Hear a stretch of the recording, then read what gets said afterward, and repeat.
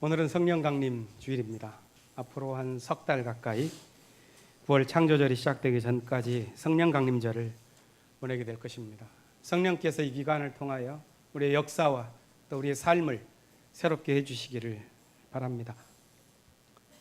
현실을 둘러보면 이러한 성령 강림절의 믿음을 지키기 어려운 시대처럼 느껴집니다. 살아가는 각자의 삶은 무겁고 또 사회적인 모순은 누적되어서 역사의 발걸음이 더디게만 느껴집니다. 그래서 거룩한 하나님의 영에 이끌려 살아가는 삶에 관한 믿음의 상상력이 고갈되어 가는 듯한 생각입니다. 이런 영적 고갈 상황은 보다 오래전에 이미 시작되었다고 할 수도 있겠습니다. 근대 과학의 시대를 지나오면서 사람들은 영적인 존재에 대한 믿음을 미신처럼 취급했고 정신 안에서 이루어지는 많은 활동들이 단지 물질 운동의 부산물처럼 이해하는 습관을 갖게 되었습니다. 우리들의 사회적인 관계는 물질적인 이해관계 속으로 촘촘하게 짜져 들어가면서 그 안에서 숭고한 정신이나 거룩한 경험에 대한 감각은 대부분 망가지고 말았습니다. 돈의 영향력은 전지전능한 힘을 발휘했고 따라서 하늘에서 이는 거룩한 바람을 기다리며 그것에 이끌린 삶을 살아가야겠다는 기대는 거의 상실되고 말았습니다. 오늘 우리가 살아가는 삶에서는 대부분의 것들이 자본의 하위 개념처럼 여겨집니다. 따라서 성령 강림의 이야기를 하는 것조차 매우 초라해 보이는 것이 사실입니다. 우리 각자는 성령 강림을 어떻게 체험합니까? 흔히 오순절 교파로 불리는 사람들은 성령 체험 은사운동 또 그 가운데 특별히 방언에서 찾고 있습니다.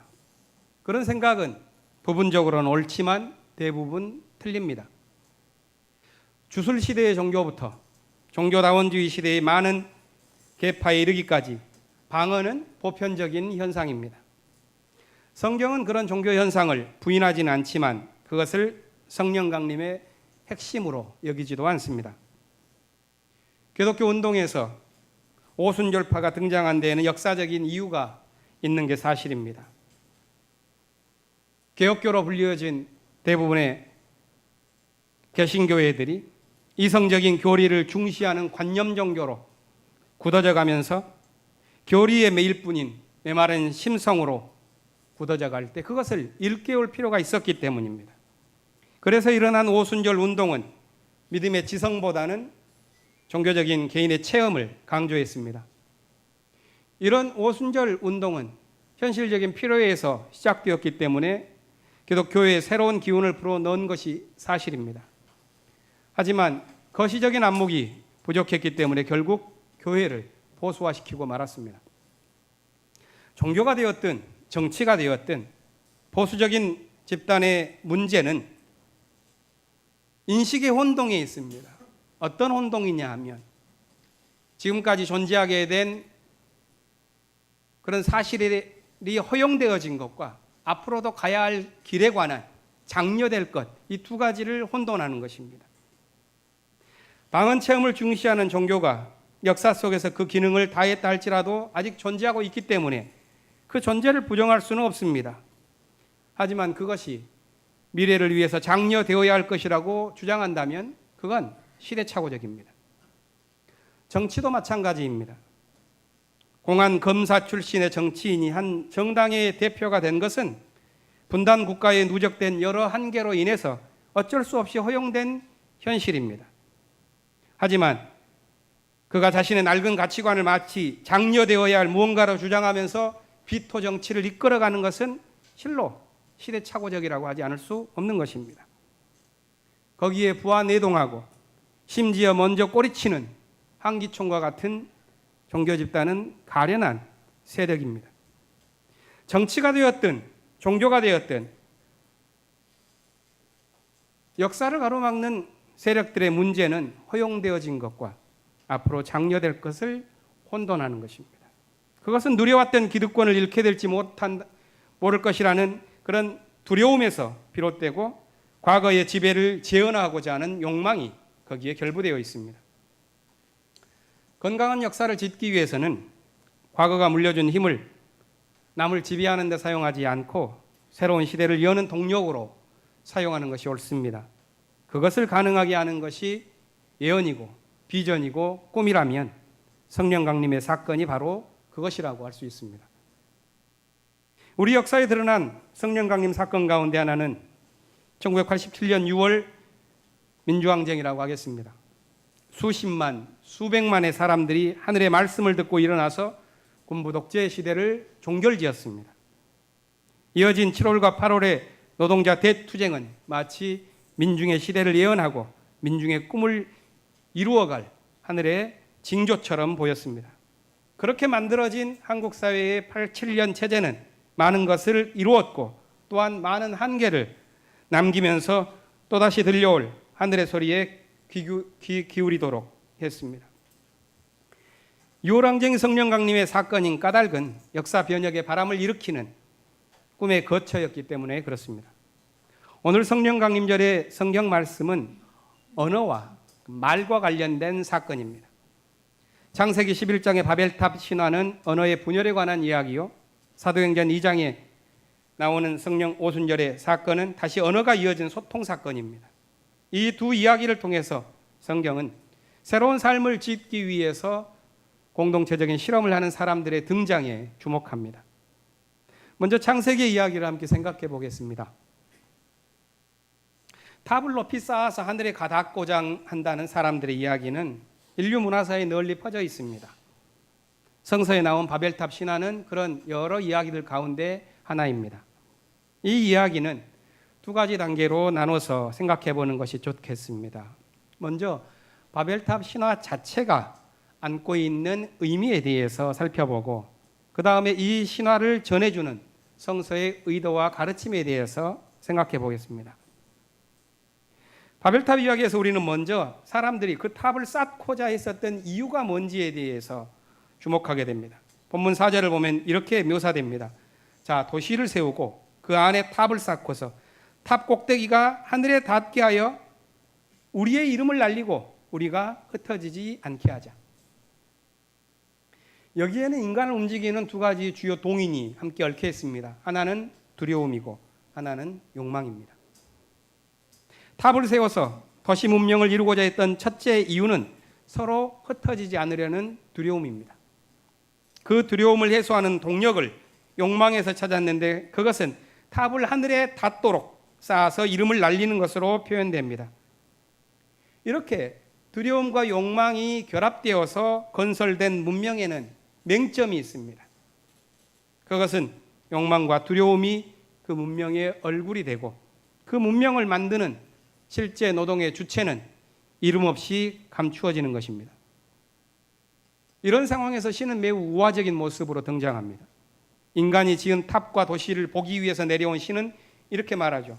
보아라, 사람들이 같은 말을 쓰면서 이런 일을 시작했으니 이제 그들이 하지 못할 일이 없겠구나. 자, 우리가 내려가서 그들이 하는 말을 뒤섞어서 서로 알아듣지 못하게 하자. 여기서 신이 가진 문제의식은 사람들이 서로 공모할 수 있는 근거가 되는 그 단일 언어 자체는 아닌 것으로 보입니다. 오히려 문제는 언어를 도구로 해서 실현하고 있는 잘못된 욕망, 즉 탑 꼭대기가 하늘에 닿게 하여 이름을 날리려고 하는 인간에 관한 인간의 욕망에 있지 않은가 생각합니다. 바로 그것이 신을 불쾌하게 만든 것처럼 보입니다.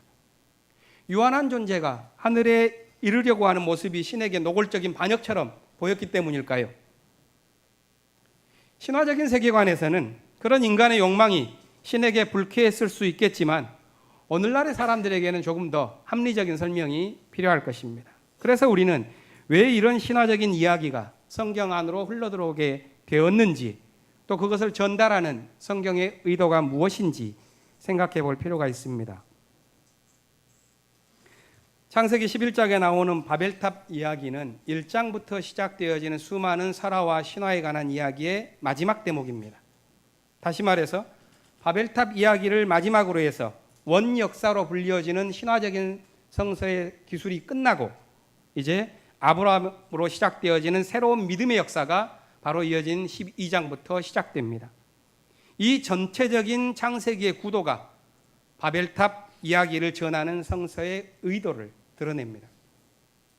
바벨탑 신화의 배경은 위대한 문명과 장엄한 신전을 가졌던 고대 바벨론 지역입니다. 이 문명의 긍지가 그 이름 바벨론, 신들의 문이라는 뜻이에요. 그 장엄한 이름에 남아 있습니다. 그런데 성서는 그 이름을 비틀었습니다. 혼란과 뒤섞임이라고 하는 그런 뜻을 가진 언어로 번안해 부름으로써 그 거대 문명에 대해서 비판적인 태도를 취합니다. 대신 하나님의 부름을 받고 바로 그 문명권에 속한 지역을 고향으로 삼았던 사람이 그것을 등지고 떠남으로써 새로운 역사를 써간다는 아브라함의 등장을 준비하고 있는 것입니다. 아브라함이 써나아갈 새로운 역사는 인류가 걸어갈 새로운 길에 관한 것입니다.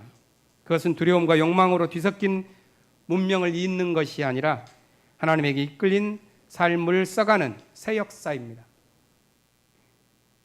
그렇다면 이제는 신이 어디에서 등장하는가?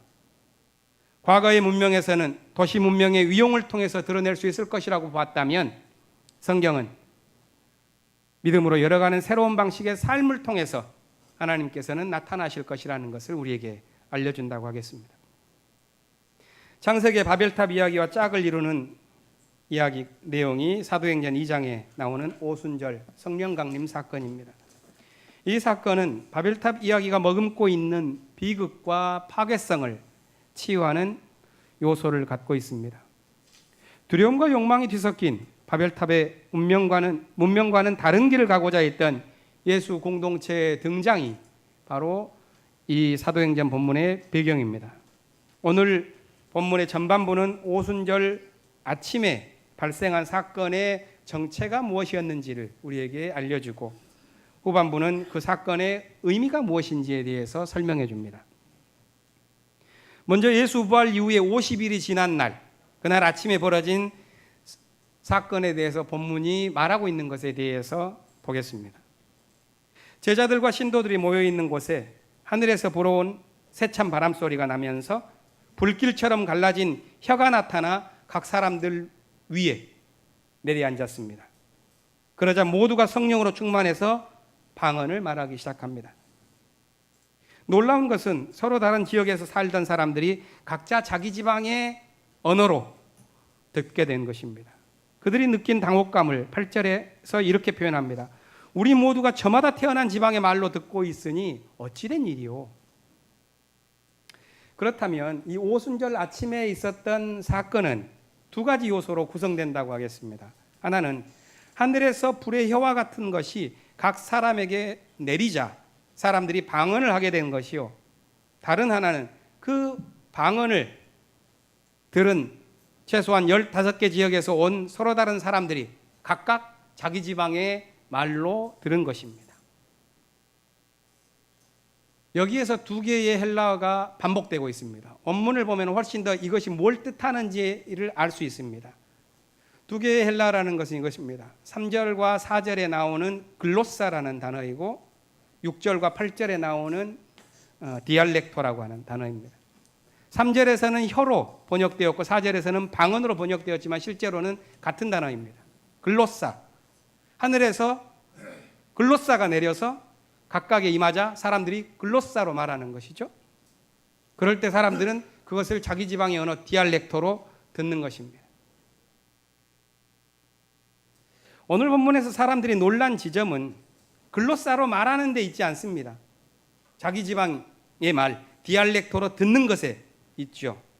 다시 말해서 성경이 말하는 오순절 사건의 핵심은 알아들을 수 없는 이상한 말의 발설 행위에 있지 않다는 것입니다. 서로 다른 언어를 사용하는 사람들이 귀에 모두 들리게 되는 이 신묘한 의사소통, 그게 바로 성령 강림 오순절 아침의 사건입니다. 이 사실을 두고 어떤 사람은 놀라서 쩔 줄 몰랐고 또 어떤 사람은 저것은 술 취해서 저러는 것이다 이렇게 말했습니다. 이 사건의 의미를 설명하는 베드로는 그 일이 아침부터 술 취해서 벌어진 해프닝이 될 수가 없다. 요엘의 예언이 이루어진 사건이다 하는 것을 말합니다. 베드로가 언급한 요엘의 예언은 두 가지입니다. 하나는 하나님의 영을 받은 남녀노소 모두가 예언과 환상과 꿈을 보고 말하게 되는 것이요, 다른 하나는 주님의 이름을 부르는 사람들이 구원을 얻게 되는 것입니다. 누가 도대체 어떤 구원을 위해서 주님을 부를 것인가? 여기에 오순절 사건의 의미가 담겨 있다고 하겠는데 그것은 두말할 나위 없이 분명합니다. 그들은 공포와 욕망이 뒤범벅이 된 당시에 로마 식민 질서와는 다른 세계를 꿈꾸는 믿음의 공동체, 즉 예언과 환상과 꿈의 사람들의 이야기입니다. 오순절 사건은 바로 이들의 마음에 담긴 하나님의 말씀, 글로사가 그 예언과 환상과 꿈을 따라 살아가도록 이끄는 거룩한 영으로 소통하는 이야기인 것입니다. 그렇다면 오순절 사건은 단지 저 밖에서 벌어진 기적에 관한 관찰이 아니라 자기 안에서 경험되어진 소통과 합일의 체험이라고 하겠습니다. 다시 말해서 하늘에서 얻은 말씀을 통해서 예언과 꿈으로 서로 이어줄 말씀을 얻게 되는 소통의 사건이 그것입니다. 이것은 성경에서만이 아니라 역사의 화산맥을 타고서도 분출되는 것을 우리는 봅니다. 역사의 어느 시점에서는 마치 하늘에서 거센 바람이 불어와서 성령이 이끄는 듯한 경험을 하곤 합니다. 수천 수만의 사람들이 시대의 말씀을 듣고 일어나서 독재와 불통의 시대를 종결지어버리는 6월 항쟁과 촛불혁명의 때에는 마치 하늘의 글로사가 내려와서 이 시대에 일렁이고 있는 것을 우리는 보는 것입니다. 그런데 이 성령 체험은 지속되지가 않죠. 우리는 다시 공포와 욕망이 난무하는 이 세계에 몸이 잠겨서 탄식하게 됩니다. 어디에서 하늘의 말씀, 시대의 예언과 꿈을 찾을 수가 있겠는가? 우리는 묻고 부르짖습니다. 오늘 요한복음의 본문은 예수님과 함께 깊이 사귀었음에도 불구하고 제자가 질문을 합니다. 빌립이 물었던 질문은 이것입니다. 주님, 아버지를 보여주십시오. 그래야지 내가 만족하겠습니다. 이 빌립이 말했었던 주님에 대한 요청은 바로 우리 모두의 질문이기도 합니다. 하나님을 보여달라는 이 요청은 분명히 예수님의 말씀을 충분히 이해하지 못해서 생겨난 것입니다. 7절에서 바로 앞절에서 예수님은 이렇게 말합니다. 너희가 나를 알았다라면 내 아버지도 알았을 것이다. 이제 너희는 내 아버지를 알고 있으며 그분을 이미 보았다. 이 말씀은 하나님과의 긴밀한 내적 관계를 그리고 하나님에 대한 절대적인 신뢰를 전제하고 있는 말씀입니다. 그런데 빌립은 다른 생각을 했기 때문에 묻고 있는 것이죠. 당신은 당신이고 하나님은 하나님이지 어떻게 하나님이 당신 안에 있다는 말이요? 그럴 수가 없어. 당신이 아닌 하나님을 나에게 보여주시오. 그래야지 내가 충분하겠어.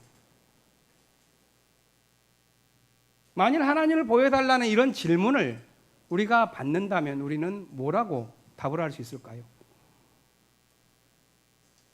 이 질문에 대해서 기독교 신학이 줄 수 있는 지혜는 사실 많지 않습니다. 교회는 한때 이런 물음에 대해서 기적이라는 관념으로 대답하곤 했지만 길게 보면 그건 그다지 성공적이지는 않았습니다. 믿음에 대한 보상으로 신이 기적을 베풀어 준다는 생각은 이미 신을 자신과는 상관없는 존재로 여기는 생각을 염두에 두고 있기 때문에 그렇습니다. 하나님을 보여달라는 빌립에게 주신 예수님의 말씀을 생각해 보십시오. 그건 두 가지였습니다. 첫 번째는 네가 믿음으로써 하나님과 깊은 내적 관계를 맺고 있다는 사실을 깨우쳐라 하는 것입니다. 11절은 이랬죠. 내가 아버지 안에 있고 아버지께서 내 안에 계시다는 것을 믿어라. 믿지 못하겠거든 내가 하는 그 일을 보아서라도 믿어라. 기독교에서 믿음은 사고와 판단의 결과로서 주어지는 것이 아니라 모든 이해를 가능케 하는 어떤 선언적인 토대와 같습니다. 예수님이 주셨던 두 번째 대답은 그리스도를 본받는 삶을 살아가면서 성령과 동행할 때 하나님을 보게 될 것이라는 것입니다. 그리스도를 본받으면서 성령과 동행하는 삶이라는 것은 우리의 능력이 아니라 예수께서 주시는 선물에 가깝습니다. 본문은 이렇게 말합니다. 내가 아버지께 구하겠다. 그리하면 아버지께서 다른 보혜사를 너희에게 보내셔서 영원히 너희와 함께 계시게 하실 것이다. 그는 진리의 영이다. 세상은 그를 보지도 못하고 알지도 못함으로 그를 맞아들일 수가 없다. 그러나 너희는 그를 안다. 그것은 그가 너희와 함께 계시고 또 너희 안에 계실 것이기 때문이다. 그렇다면 하나님을 보여주십시오 이렇게 말했던 빌립의 요청에 대한 예수님의 대답은 이것입니다. 먼저 믿음을 통해서 그리고 성령의 내적 친교를 통해서 하나님을 알고 보게 될 것이라는 가르침입니다. 여기에는 기독교의 아주 고유한 독특한 이해가 있습니다. 그것은 우리가 이해하고 행동을 할 때 그것의 주체가 우리가 아니라는 것입니다. 하나님께서 우리로 하여금 당신에 대한 믿음을 우리 안에 담아주시고 당신과의 관계를 맺을 수 있도록 우리를 이끌어 주신다는 것입니다. 인식과 행위의 주체가 나라고 하는 단독자로 생각하는 이 근대적인 생각은 파탄난 지가 참 오래입니다. 하나님과의 관계 속에 있는 나, 이것을 뚜렷하게 보는 신앙이 필요합니다.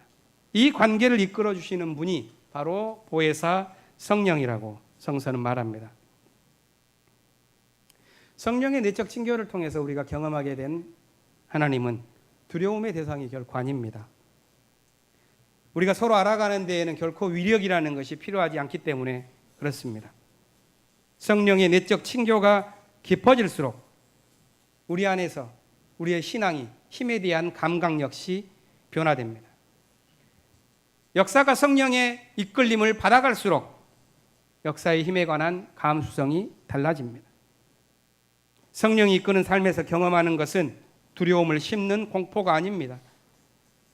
성령의 체험은 평화를 향하도록 이끄는 안에서부터 일어나는 아름다운 유혹입니다.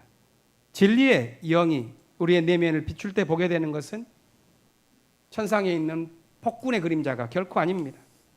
성령이 이끄는 삶은 아무리 여린 힘이라 할지라도 믿음을 통하여 강건한 모험을 펼쳐내고 가장 연약한 것에서 구원을 읽어내는 하늘의 지혜를 우리에게 담아줍니다.